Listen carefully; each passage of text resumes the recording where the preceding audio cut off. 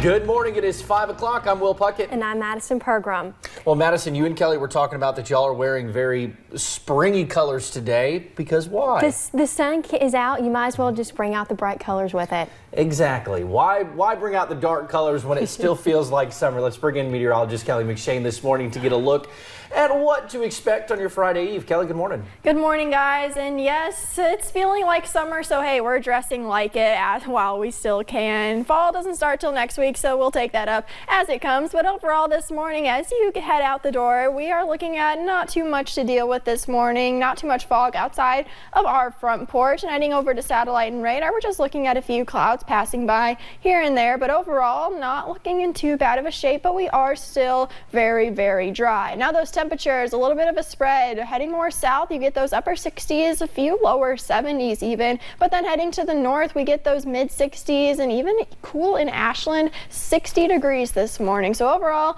we're off to another warm start for most, and today will be a little bit different than the last few days, and I'll have those details in just a little bit, guys. Well, thanks, Kelly. And while the official start of forest fire season is still about a week and a half away, forestry officials are continuing to advise people to take extra precautions as our dry stretch continues. Because we received so much rain earlier this year, more vegetation grew throughout 2019. But a lack of rain recently means all that extra material is drying out. Rain also helps get rid of the typical fuels that spread fires more quickly. What also tends to happen in our ecosystem is all those moist, damp conditions will also increase our decomposition rate. So the leaves that fell last year, if they are moist and damped for a long period of time, they will start decomposing and go away.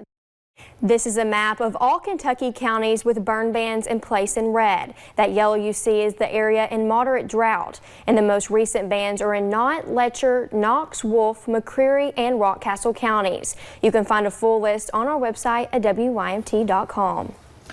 Well, Perry County, get ready because it is that time of the year again. The Black Gold Festival will kick off later today, and people are already getting things set up. Main Street is officially blocked off through Saturday night, but there are a few different routes you can go to get to your destination. The festival will have food, crafts, carnival rides, and live entertainment near City Hall all 3 days. The headliner Saturday night is Walker Montgomery. And the 30th annual World Chicken Festival is just around the corner. And the Old Town Grill in London had their last qualifying contest Wednesday night. Old Town Grill has partnered with the festival for the past 5 years. 3 years ago, owner Mike Craffrey started the qualifying contest to prepare contestants for the fiery sauces that are at the festival. The Chicken Festival is one of the largest events in the state of Kentucky. It begins September 26th and runs through the 29th. I'm not bragging or anything, but I think I would dominate a chicken eating contest. Well, Big Sandy RECC hosted its first media day yesterday, marking the beginning of what employees called a transparent effort to serve its customers. The event included a tour of the facility and a rundown of the company's strategic plan, which they call a roadmap to the future. Those in attendance discussed the best plan of action for informing the public about issues and how to work together with the common goal of serving the people of Eastern Kentucky. New President and General Manager Bruce Aaron Davis says he is excited to move forward in a way that will show Big Sandy RECC customers where its priorities lie. We are looking into the future. We do have a plan. We know exactly what we're doing, and we want to provide that service. More information about the strategic plan and the company's efforts can be found on their website, BigSandyRECC.com. We have all gotten annoying phone calls from people claiming to be someone they are not. On Tuesday, Hazard City Police say a local doctor was contacted by a man claiming to be with the DEA.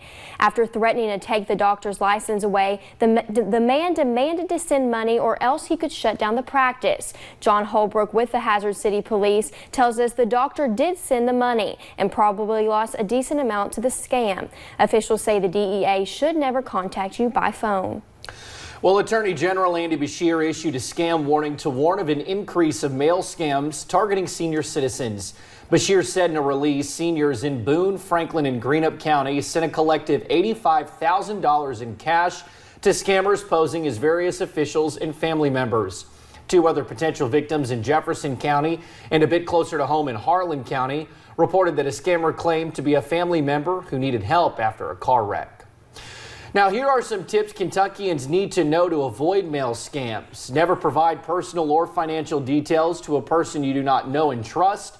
Be cautious when approached with a deal that sounds too good to be true. Never send upfront fees using wire transfer, gift cards, or cash. Don't feel scared or pressured to act immediately. Take the time to verify the information is true or that it is a scam. Anyone who feels they have been victimized should report it immediately to USPIS hotline at 1-877-876-2455 or go to their website at uspis.gov. A new lawsuit says Kentucky's Republican candidate for Attorney General should be removed from the ballot. The lawsuit filed in the Jefferson County Circuit Court claims the Republican candidate is not qualified to run, arguing Daniel Cameron does not have the 8 years of experience as a, quote, practicing attorney required by Kentucky law. Josh Douglas, professor of law at University of Kentucky, says when he heard about the case, he was interested and did some research on it. And my reaction is that I think it's a pretty weak legal case, that there's nothing that I can find in the state constitutional provision or the interpretation of it that would suggest that clerking for a federal judge would not count as part of one's legal practice. As of now, Greg Stumbo and Daniel Cameron will face off in the general election on Tuesday, November 5th. And happening today, the Kentucky State Supreme Court is set to hear arguments on the death penalty. The question is the death penalty constitutional for people who committed crimes when they were under the age of 21? 2 cases are on hold in Fayette County until the court makes a decision. In 2015, police say 18-year-old Travis Bredhold shot and killed a man during a gas station robbery. And in 2015, police say 3 men shot and killed University of Kentucky student Jonathan Kruger during a robbery, and 2 of those suspects were under the age of 21. The hearing is set for 10 this morning in Somerset. Well, thank you for getting your day started with us right here on Mountain News This Morning. And coming up, we'll take a look at the latest company to take on the meat replacement craze with an alternative to beef jerky. And we have some changes to the forecast heading into this afternoon. I'll map out those changes and I'll have a look at your weekend forecast coming up next.